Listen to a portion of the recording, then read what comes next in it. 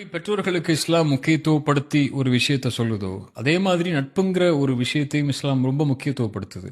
ஏன்னா ஒரு பெற்றோர்களுக்கு அப்புறம் இந்த உலகத்தில் ஒரு மனிதன் அவனுடைய வாழ்க்கையில் எடுத்துக்கொள்ளக்கூடிய ஒரு உறவுன்னா இயற்கையாகவே நட்பு தான். சுல்லா ஸல்லல்லாஹு அலைஹி வஸல்லம் அதனால தான் சொன்னாங்க, ஒரு மனிதன் எப்படி இருப்பான்னா அவன் நண்பன் எந்த வழியில் இருப்பானோ அதே வழியில தான் அவன் இருப்பான். ஃபல்யன்துரு அஹதுக்கும் மை யுகாலில். அதனால சுல்லா ஸல்லல்லாஹு அலைஹி வஸல்லம் சொன்னாங்க, நீங்க யாரை நண்பரா தேர்ந்தெடுத்துக்க போறீங்கன்னு பார்த்துக்கோங்கன்னாங்க. சுல்லா ஸல்லல்லாஹு அலைஹி வஸல்லம் சொன்னாங்க, நல்ல நண்பனுக்கும் தீய நண்பனுக்கும் உள்ள உதாரணம் நறுமண கடையில் வேலை செய்யக்கூடியவன், அதாவது ஸ்ப்ரே அத்தர் கடையில் வேலை செய்யக்கூடியவனுக்கும் ஒரு இரும்பு பட்டையில் வேலை செய்யவனுக்கும் உள்ள வித்தியாசத்தை மாறினாங்க.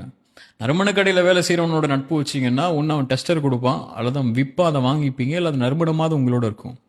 தொழுகையாளியோட நட்பு வச்சிங்கன்னா ஒன்று நீங்கள் தொழுவீங்க அல்லது அட்வைஸ் கொடுப்பான் உங்களுக்கு, அல்லது தொழுகை இல்லைனாலும் கூட ஓகே தொழுகணும் அப்படிங்கிற ஒரு எண்ணமாவது உங்கள் வாழ்க்கையில் ஏற்படும் இல்லையா.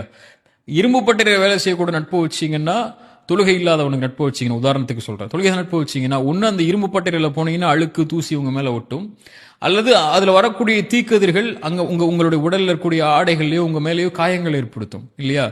ஒன்று நீங்கள் தொழுகையை நீங்கள் தொழுவீங்க, அவர் தொழாமல் இருப்பார்.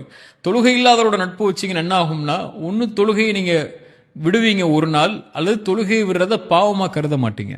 சிகரெட்டோ சாராயமோ அல்லது மதுவோ அடிக்கக்கூடிய ஒரு ஒருத்தனோட நட்பு வச்சிங்கன்னா நீங்கள் சிகரெட் அடிக்காமல் இருக்கலாம், நீங்கள் அதனால நீங்கள் அவர் சிகரெட் வாங்கி கொடுக்காம கூட இருக்கலாம், அல்லது மது வாங்கி கொடுக்காம கூட இருக்கலாம். ஆனால் ஒரு நாள் வரும் அது நீங்கள் தப்புன்னு கருத மாட்டீங்க.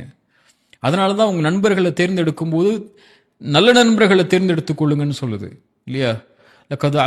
குர்ஆன்ல அல்லாஹ் ரப்பல் ஆலமீன் சொல்றா, வஸ்பிர் நஃப்ஸக மஅல்லதீன யதுஊன ரப்பஹும் பில்கதாத்தி வல்அஷி யுரீதுன வஜ்ஹஹு. அல்லாஹ்வுடைய தூதருக்கு அல்லாஹ் சொல்லும்போது காலையிலும் மாலையிலும் அல்லாஹ்வை நினைவு கூர்ந்து அல்லாஹ்வுடைய முகத்தை நாடு இருக்கக்கூடிய மக்களோட உங்களை நீங்க ஆக்கிக் கொள்ளுங்க நபியே. அல்லாஹ்வுடைய நினைவை விட்டு தொலைந்து உலகத்துடைய மனோயிச்சைகள்ல, உலக ஆசைகள்ல, உலகத்துடைய இன்பங்கள் இருக்கக்கூடியவனோட, அது வீணான காரியத்தில் இருக்கக்கூடியவனோட நட்பாக்கி கொள்ளாதீங்க. அது உங்களுக்கு எதையும் பிரயோஜனம் அளிக்காது. ஒரு அல்லாஹ்வுடைய மார்க்கத்தில் இருக்கக்கூடிய ஒரு மனிதன் 2 நண்பர்களை பக்கத்திலே வச்சிருப்பான். அதான் உண்மையான நட்பும் கூட. ஒன்று, அந்த நண்பன் நல்ல நண்பனுக்குங்கிற அடையாளம் முதலாவது அவனுக்கு இருக்கக்கூடிய நலவுகள் அவன் சொல்றதை விட அவன் தப்பு செஞ்சா சொல்லி காட்டுவான். நீ தப்பு செய்யற திருத்திக்குன்னு சொல்லுவான். உங்களை ஒருத்த புகழ்ந்துகிட்டே இருக்கிறான்னா அவன் உண்மையான நண்பன் இல்லை. உங்க தவற சொல்றவன் மட்டும்தான் உங்களுடைய உண்மையான நண்பன். அவனை நீங்க பக்கத்துல வச்சுக்கோங்க. அதான் உங்க வாழ்க்கையை அடுத்த கட்டத்துக்கு கொண்டு போகும்.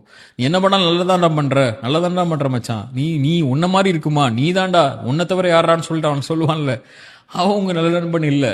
தப்பு செய்யும் போது தப்பான பாதையில போற, இது தப்பு, இதை விடு அப்படின்னு சொல்லுவான்ல, அவனை தேர்ந்தெடுத்துக்கோ.